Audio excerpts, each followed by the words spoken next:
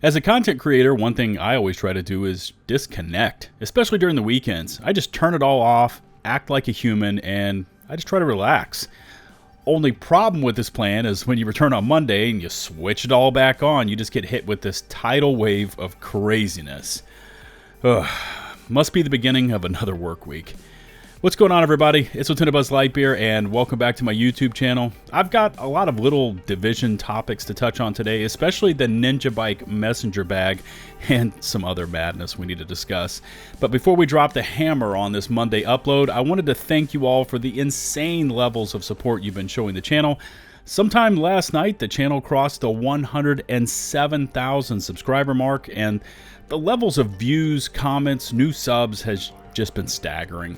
In case you aren't yet a sub, please smash that big, beautiful subscribe button and make sure to ring the notifications bell to receive my latest upload alerts. Also, really important item here, please make sure to set your alerts to receive all, or YouTube will default to only occasional alerts and you can miss my latest upload.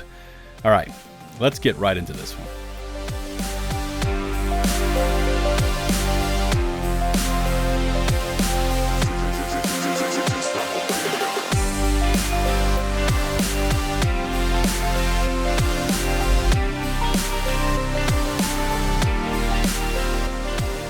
Okay, so first item for today has to be this ongoing drama within the Division community. And by the way, I'm not going to give this names and faces. I'm not going to try and add fuel to the fire with any of this. I will say that as I returned kind of to social media society this morning and switched everything back on, I started receiving DMs, links to videos. I watched little bits and pieces of it. I've got the gist of what's going down. And by the way, drama within the Division community is nothing new. When there is no new content, when there is no news, there's no state of the games, there's nothing coming out of the studio, the Division community has, it's got a habit of turning on itself. And like I said, it's nothing new. The only difference this time is it's getting quite personal, which I'm not really going to get into. I'm not going to lend names or faces or links or any of that. I'll just say that you can find it over on YouTube. But as I watch this kind of go down, it reminds me, and I'm not the best on my knowledge of the Pirates of the Caribbean series. I watched the first one and that was about it. But I remember seeing this waterfall scene, I think it's from At World's End, where Captain Barbossa kind of steers the ship right to the edge of the earth and just sails it off into the abyss, and they fall down this waterfall into just this black hole of nothingness, and that kind of reminds me of what's going down. I mean, like I said, it's getting personal. It could probably all be avoided, and this is probably the only time I'm going to touch on this from now on. Okay, so let's switch gears over into Division 2 news. I'm going to throw some names and dates very quickly at you, and we don't have a lot of information here, but Season 10 dropped September 13th. That was 4+ months ago, and since that time, we really haven't heard much. We don't know anything about Season 11. We don't know much about Year 5, although I've heard certain content creators state that Year 5 content is being play tested and reviewed behind the scenes. I personally have no knowledge of that. I have not been involved in any of those tests, so I couldn't tell you what's going on. But one thing that we're kind of all looking forwards to is this live broadcast from Massive, where they're going to basically spill the beans a little bit on Year 5, Season 11, whatever's going on, whatever's coming up, and hopefully nail down some dates.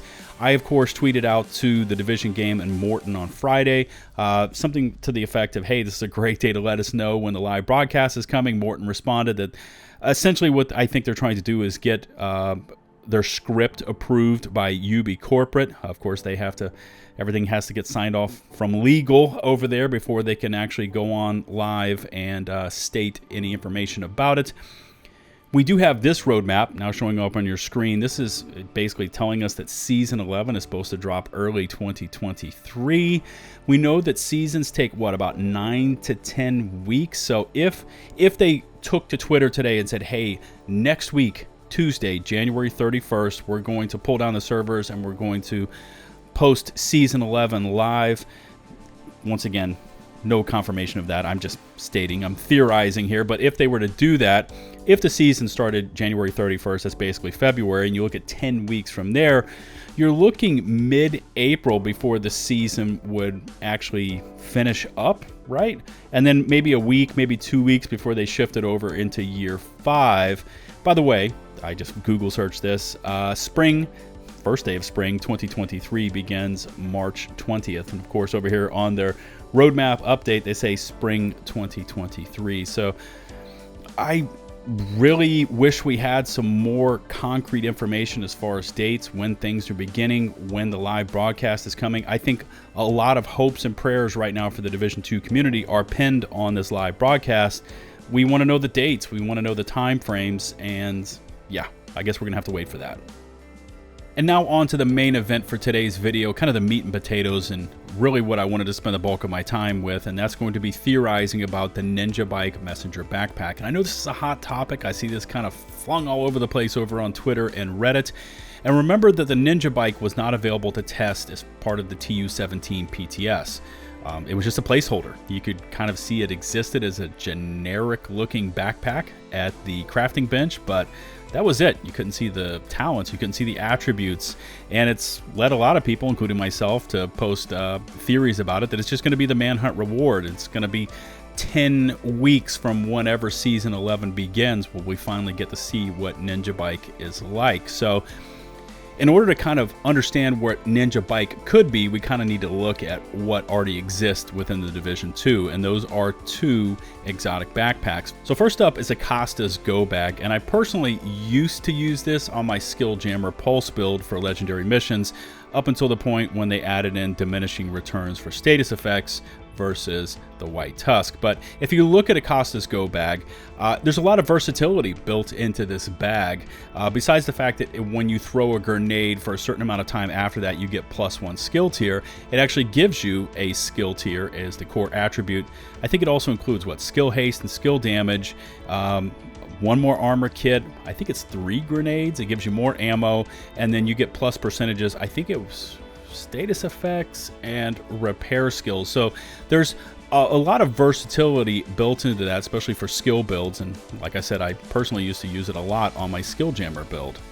And now shifting gears from Acosta's over to the Memento backpack. And by the way, this is my personal favorite exotic piece of gear in the game. Not just for versatility, but utility.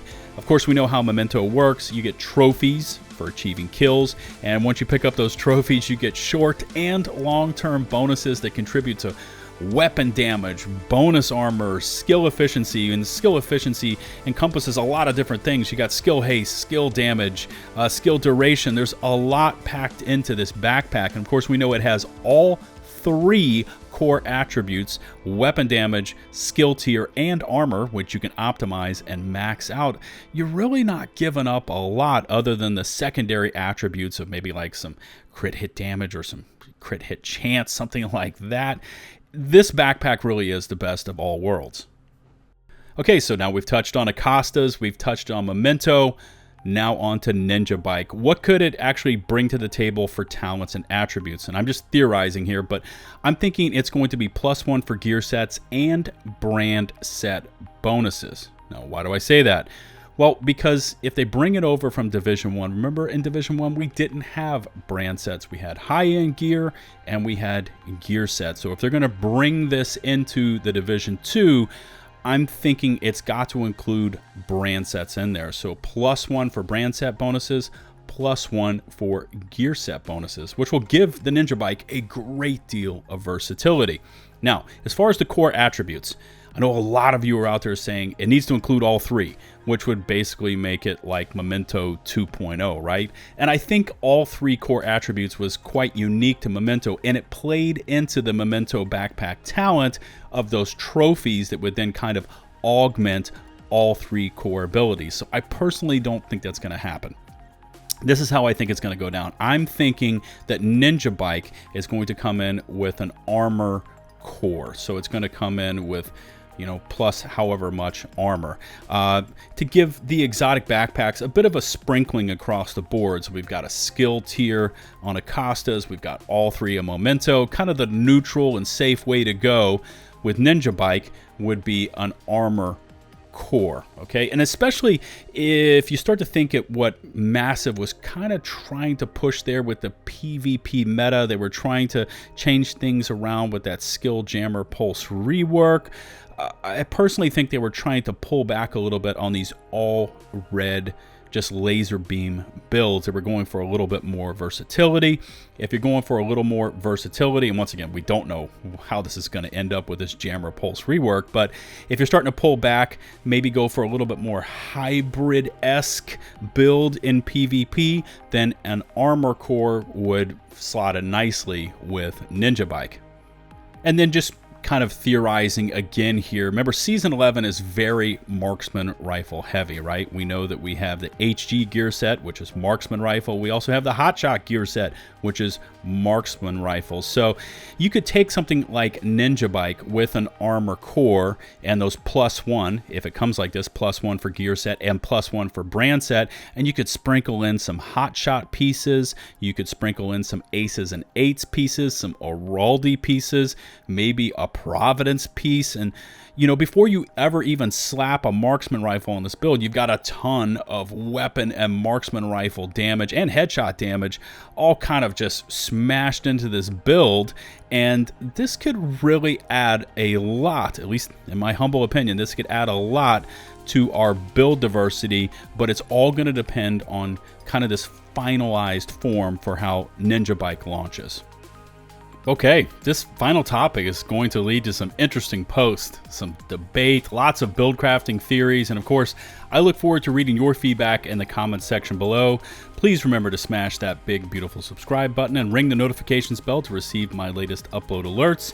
If you could also take a few seconds more to rate and or share this video, it would be greatly appreciated. Remember, you can find and follow me over on Twitch, Twitter, and of course, in my open community Discord server, which by the way, supports a healthy and engaged not only Division OG community, but also a Division 2 community. Links to all my socials, including an open Discord invite link, can be found in the video description and pinned comments below. Until the next one, this is LtBuzzLitebeer signing off.